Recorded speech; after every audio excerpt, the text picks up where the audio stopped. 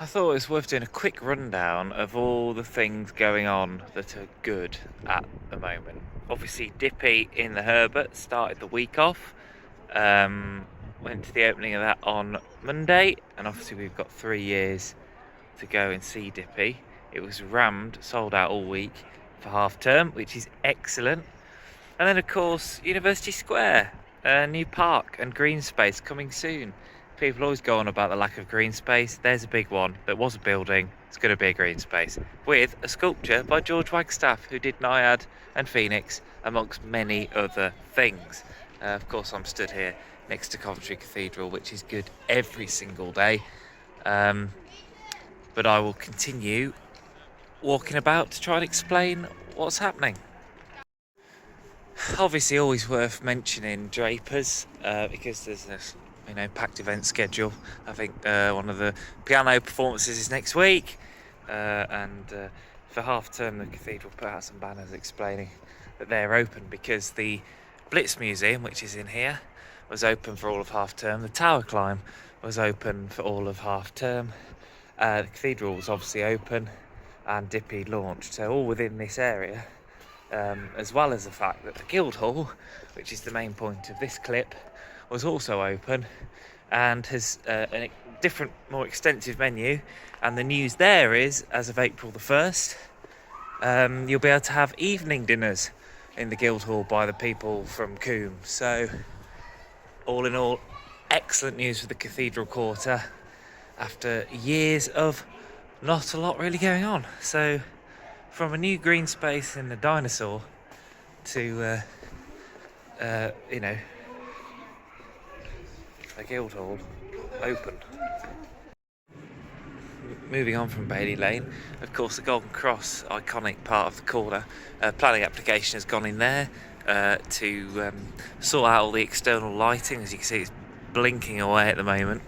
But also to, paint some bits that might need sorting out and tidying, which is another excellent addition to the corner, because these old buildings need a bit of TLC even if they've been in use for some time. And I'll continue on. I've already done like 4 minutes and I've not even walked like 50 yards, so there we go. Another key part of recent weeks is Trinity. The stained glass on the front is lit up at night now. Excellent project by all involved. Depends how long I'm here for today, if I can show that or not, but it does happen. I see it every day. So the Coventry Cross is ongoing. There's the front of Trinity that's lit up. The cross will be done, I'm told, by May, but we will see. They've found all sorts under there, medieval masonry and everything.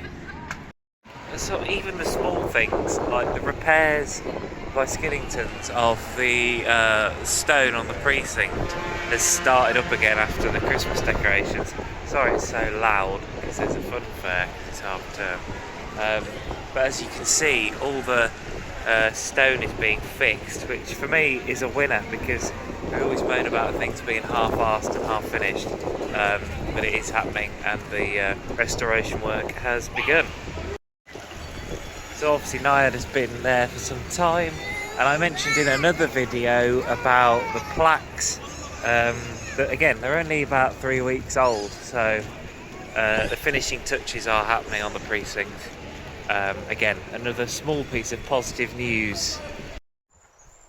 And the biggest news, I guess, of the week is here at Charterhouse. Opening April the 1st. It's not a joke, it's opening. And you'll be able to come and visit. And the cafe at the end. So, yeah, Carthusian Monastery, right here. Not many of these in the country. Not many of these in the world, in fact.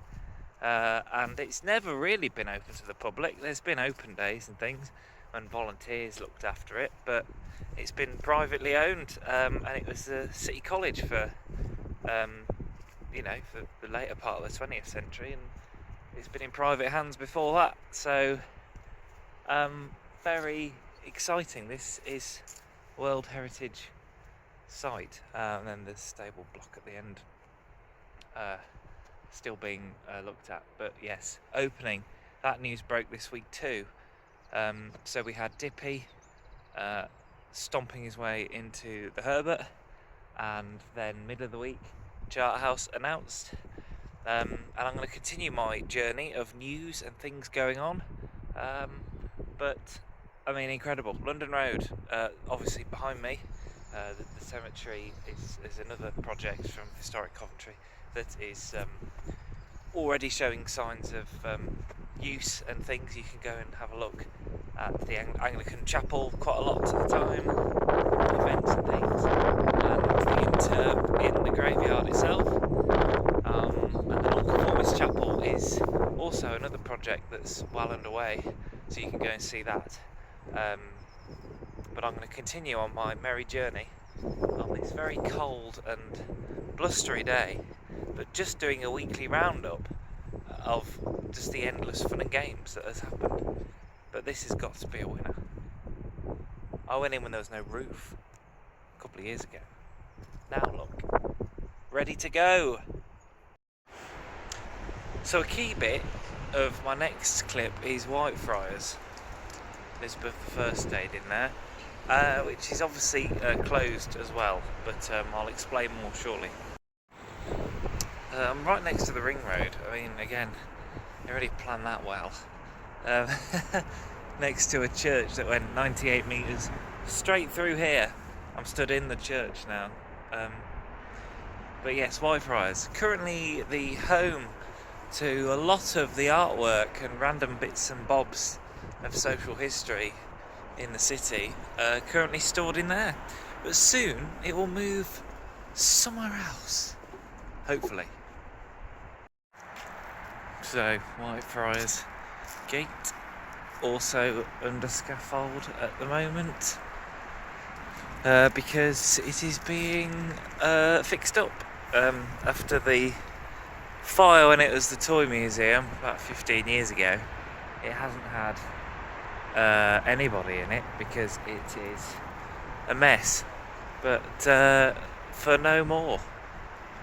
Another thing that was started a little while ago, appreciate probably not this week, but it was 3D scanned this week. As you can see, the roof there, there is no roof on it at the moment, and there's like a new roof being constructed around it, but that was 3D scanned this week and it looks very cool, so have a look out for that soon.